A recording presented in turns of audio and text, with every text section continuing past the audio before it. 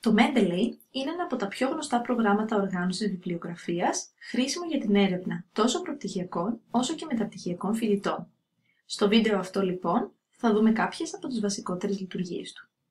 Αρχικά, για να εγκαταστήσουμε την desktop έκδοση του Mendeley στον υπολογιστή μας, πρέπει να πάμε στην ιστοσελίδα του Mendeley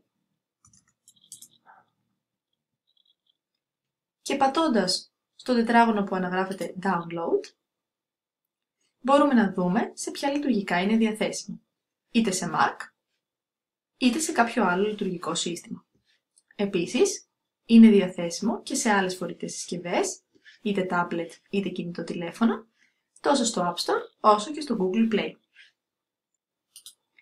Επομένως, πατώντας το Download Mendeley Desktop, θα αποθηκευτεί στον υπολογιστή σας και μπορείτε να το λειτουργήσετε χρησιμοποιώντας κάποιο username και password δικής σας επιλογής. Μπαίνοντας τώρα στη βιβλιοθήκη του Mendeley, πρώτη μας κίνηση είναι να προσθέσουμε τη βιβλιογραφία που χρειαζόμαστε.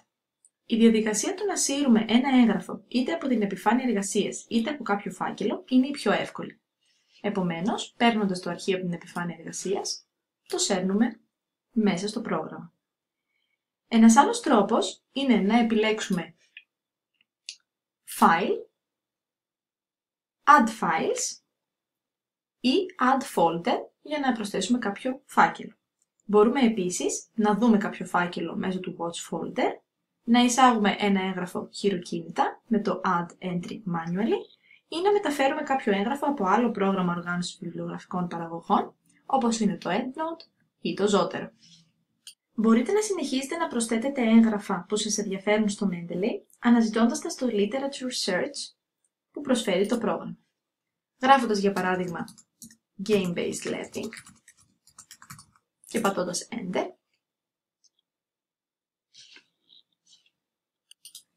θα μας εμφανίσει μια σειρά από άρθρα πάνω στο θέμα που έχουμε αναγράψει.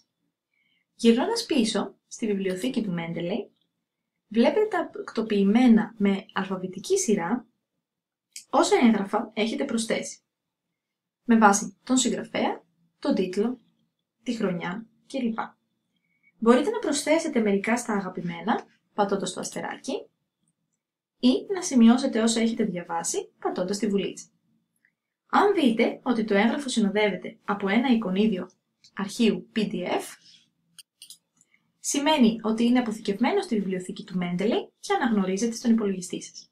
Σε περίπτωση μεγάλου όγκου αρχείων, μπορείτε να αναζητήσετε ό,τι χρειάζεστε χρησιμοποιώντας λέξεις κλειδιά στην αναζήτηση. Για παράδειγμα, γράφοντας Learning, εμφανίζεται η λέξη σε κίτρινο πλαίσιο. Στη συνέχεια, στη δεξιά πλευρά του παραθύρου, εμφανίζονται όλες οι πληροφορίες του κάθε αρχείου, όπως ο τίτλος, η συγγραφής, το περιοδικό στο οποίο βρίσκεται, η χρονιά, ο τόμος κτλ. Αυτού του είδους οι πληροφορίες μπορούν να επεξεργαστούν αναλόγως.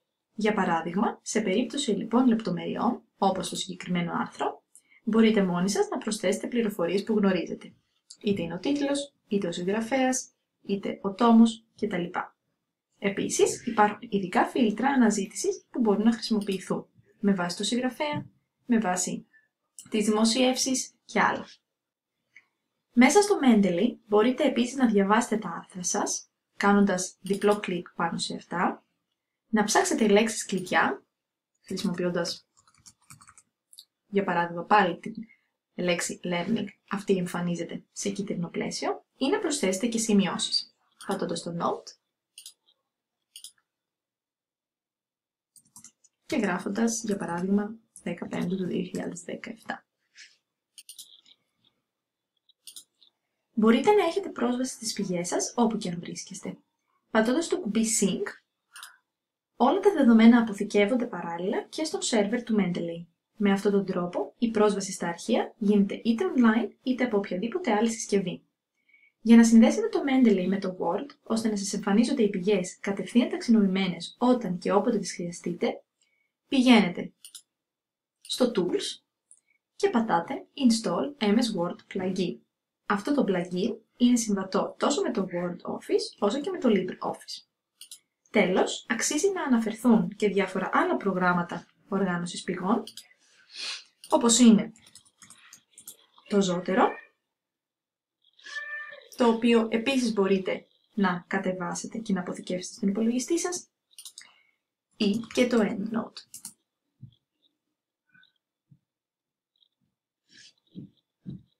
Τα οποία κάνουν τη δουλειά του ερευνητή πιο εύκολη και ευχάριστη.